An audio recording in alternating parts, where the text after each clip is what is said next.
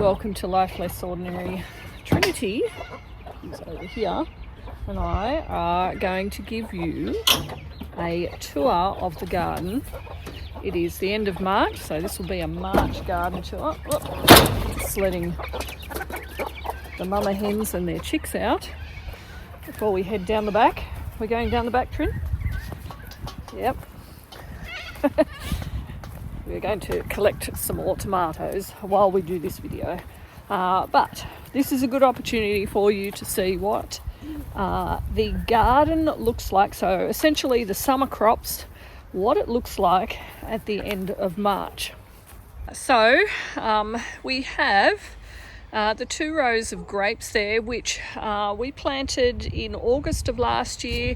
And by the looks of it, I think of the 8 that we did plant, I think we have 2 that have managed to survive. So that's not very good odds considering we've paid probably about $18 to $20 per grapevine. But I guess for this area, what we've had to do and what we've been trying to do is, as you can see by all this debris here, is try and keep the weeds off the area, so pulling back the runners.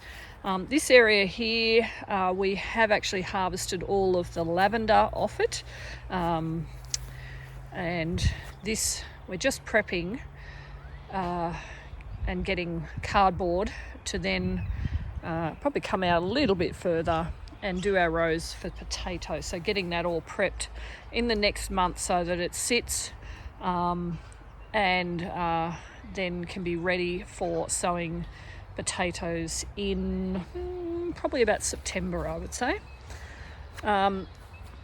These here, what we've got here, these are some boysenberry canes, which that's what the soil is here for. Just we'll need to tidy up a bit and do up some espaliering and start some boysenberry canes in this row here. And try and keep that as contained as we can, much like what we do for along the side there. I have been trying to rack my brain for where we can grow more berries and try and keep them somewhat contained, and this is probably the best spot that I could come up with without going further over this way. I think as far as Dean is concerned, I'm probably already taking up too much of the backyard with garden. It is, and the reason for that is it's very hard to try and maintain.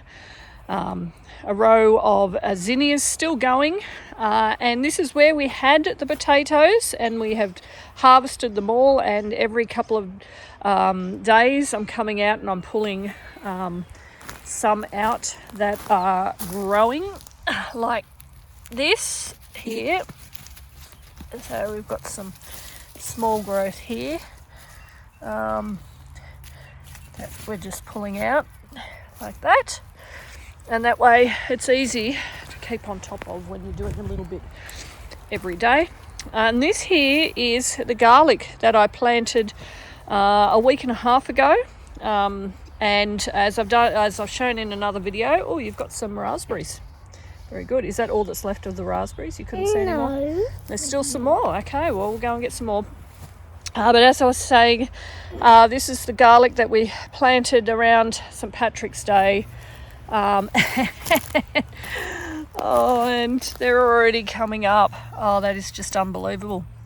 So look at that. Now I'm just pulling out a weed here. But we're already... So let's have a look along here. You can see that we already have the garlic coming up. That is just amazing. So we'll see how that goes. That's a week. To be honest, I am quite amazed. That's a week. So as we come in here, and you can, like if we stand here and look, you can see bits and pieces where things are kind of starting to die off. So the tomatoes are starting to die off, the lower leaves, lower branches. So we have been trying to cut some of that back, but I'm also aware that this is the end of the season. So it's kind of a bit of, not a waste, but it's inevitable. So every couple of days we are harvesting the tomatoes off. The ones that, sort of these ones here, the two other rows just there, and those two there are more the ones that we're using for preserving. So I've been washing them and then sticking them into freezer bags in the freezer for a time when we're not as busy, and we can then do our canning, preserving, making pasta sauce and all that sort of stuff. But these ones here in particular, these, I'm pretty sure these are brandy wine. These have been absolutely delicious on sandwiches, on our sourdough sandwiches. But standing here, you can see that there is still quite a lot of life in the garden, even though you can see spots of things dying back. So over there, there's pumpkins that are dying back. If I just move over this way and we look down to this tunnel, so you can see there, you've got pumpkins hanging there, but the vines have definitely died back. So they're at the stage now that I will actually pull them off and sit them somewhere to cure for 2 weeks before we then store them somewhere dry. But the end of March, things are starting to die, but there's still a lot of abundance in terms of flowers, pollinators, herbs. So this is all basil here. The nasturtiums will still have another maybe month or two of loveliness. These here, beans, let me just come so that I haven't got the sun right in front. You might be able to see that a bit better. So this is, I think, 3 bean vines. That's it, because that's all that survived, but we are getting lots of beans off that. Trinity, do you want to come and collect some of these beans here, babe? So that's, it's just pretty amazing the amount of life we've still got in here. And this, I'm pretty sure, is a rock melon, which, down here I can see the fruit down here. Let me see. Now I'm hoping that they will grow. That actually may even be a watermelon. Looking at that, I think that's a watermelon. Hopefully it gets to a decent size. This will be an heirloom variety, so it won't be one of those massive ones. But hopefully it gets to a decent size before the frosts get it. Oh, look at that, nice and big. So you can see there is, while there is things dying back, we are still getting lots to the harvest. Is that nice? Yeah. Too busy eating. So zinnias here. So some of this corn we will take out. So these have obviously been and done their bit, but these ones, because we succession planted, so we got the corn off this in the end of January. I just haven't been out to pull them off. We've got some of the corn off these ones here probably a week ago, and then these ones here still aren't quite ready. They're almost, like, some of those might be almost ready, but there's still some that aren't on there. So we've still got some more corn to pick. Tomatoes, like I said, they're dying back, but we're still getting fruit off. A big pumpkin, so you can see that's dying as well. You can see, even though we tidied these up probably about a month ago, these are all the berries.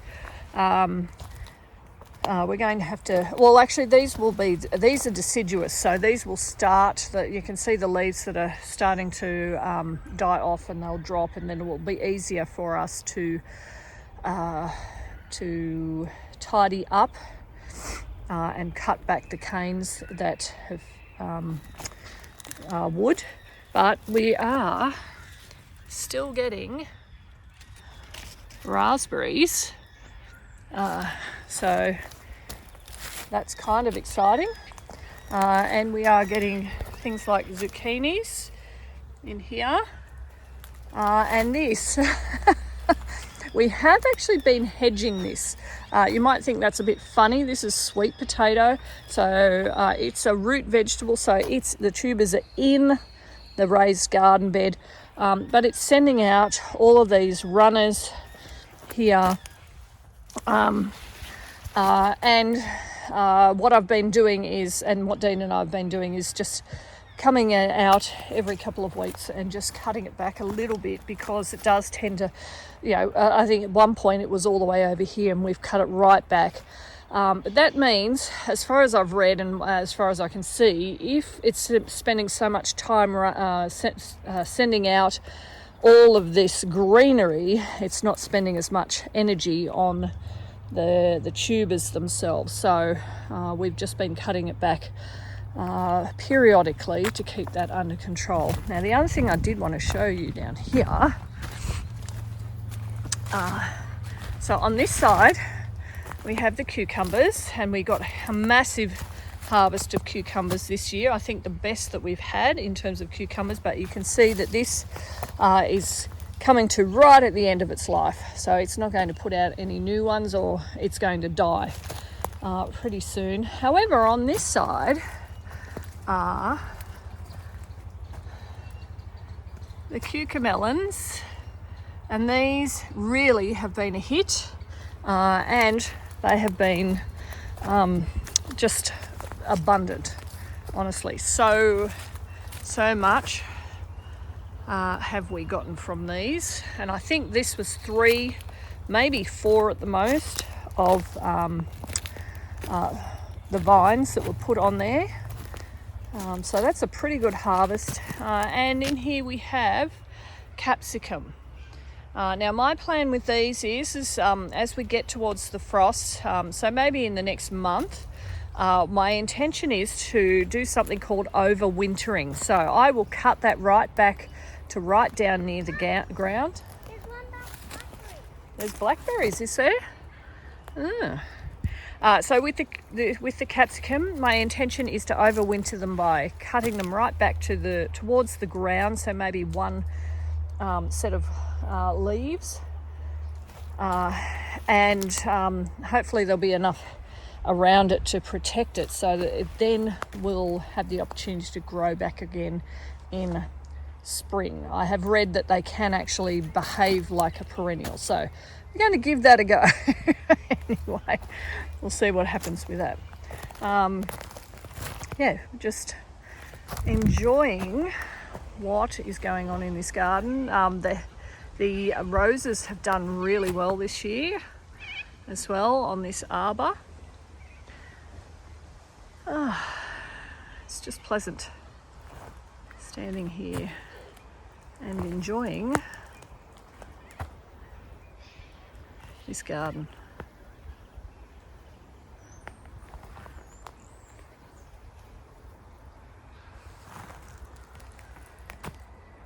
We're just walking up, so Trinity's got a few things to take inside, but I also wanted to show you, here is what I'm calling the blueberry grove. We have 6 blueberry plants that we've planted probably about 1.5 meters apart, staggered, 3 here and then 3 along this line here. So they do get a lot more afternoon sun, so they are in the shade here, but we've chosen to put them here because we're near a pine tree, and blueberries need more acidic soil, so they're actually doing really well, so we're really pleased with those. Except for the bunnies, yes. We do have bunnies that like to dig. That's why, well, these milk crates were put over these, which I've taken off for the moment because it's not been too bad. but when we let the chickens out to just roam, they do tend to dig them up, but they're not really doing that at the moment. So there's the blueberries, and then over here we do move the chickens around, but I am toying with the idea of using this area here as a permanent run area, and using it to have the chickens work through compost. So having an area up here where the compost goes in, any of our scraps, wood chips and stuff, and then every week moving it down, because this is a slope here, moving it down so that in 4 weeks time we'll end up with usable compost a bit further down here. Planting some other things that we can try and protect a little bit at the base of it with rocks and cages, things like these. There's a mulberry here, but other things like that, and having along the edge comfrey, which is good for the chickens, but also will stop things from getting through because the root system is fairly extensive. But what I did want to show you here, we've placed the chickens right here so that they're attached to our compost heaps at the moment, and what they are doing at the moment is actually turning it over and kind of doing what I'm wanting to do just down here, turning it over and moving it further out. So we're dumping fresh stuff on the piles, they're scratching through it, turning it over and doing that sort of thing. So we're toying with that idea at the moment, and making them the fixture, the run, a fixed run rather than moving it around. If we were on a lot more acres, this moving it around that we have been doing, this rotational grazing, would work a lot better, and with fencing that was, say, electrified, but the way it is at the moment is actually really quite painful, which means that it doesn't get moved like it probably should. Our space is really dirty. Yeah, they're having a dust bath, so they've created a space to have a dust bath there. That means that they don't end up with as many insects and ticks and mites and stuff on them. Doesn't that mean they do get them? No, the dust means it's harder for the insects to latch onto their skin or to their feathers. So I have just come out the front to have a look at a few things. So we've got the dahlias here coming to a little bit to their end. We're still getting quite a few flowers, so we're enjoying that still.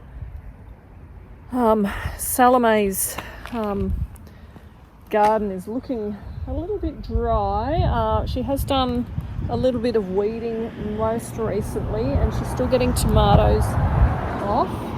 She's got some lovely zinnias there and some dahlias in here as well, but we'll need to do a bit more work up there with all of the weeds. I'm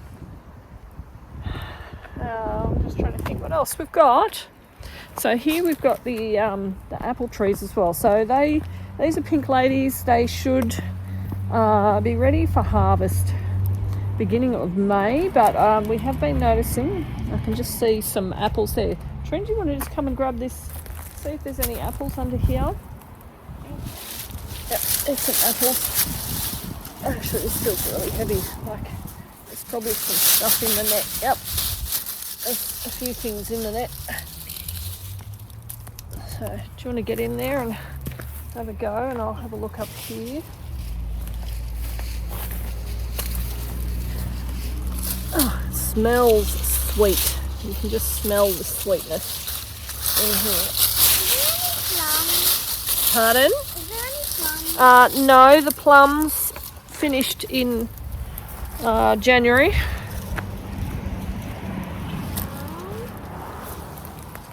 Oh, this is a branch. Yeah, is there a branch there? It's a bit low, isn't it? Yes, but we'll leave the apples on the tree. We're just getting the ones that have dropped off. So even the ones that have holes in them or something's eaten them, we need to get up. If they start rotting, it's not good for the insects that are going to be attracted to it. But I do love the smell of these apple trees as you can smell the fruit ripening. So I've got this one here trim. Is there any more? No.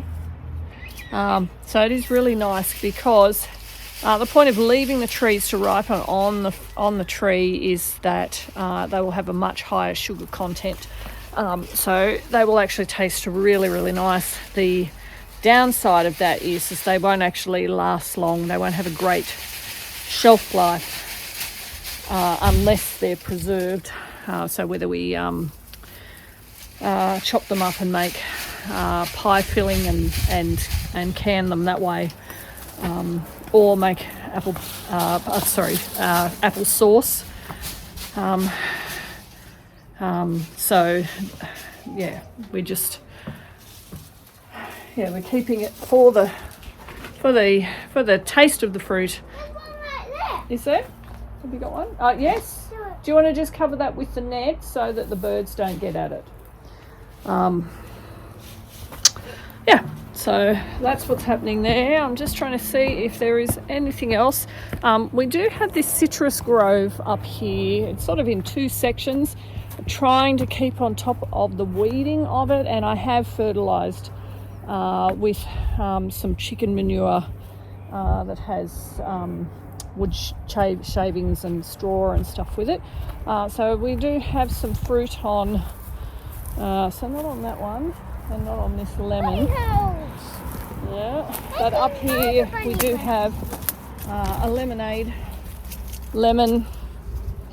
I've got two of those. So this one I only planted about 3 months ago. I think I got it for Christmas. But this one, we do have some lemons on this one here, and some limes on that over there. But as you can see, we're part way through weeding this area, trying to get these runners out. So it's a matter of trying to keep on top of that as much as we can. Anyway, so that's kind of what's going on here at the end of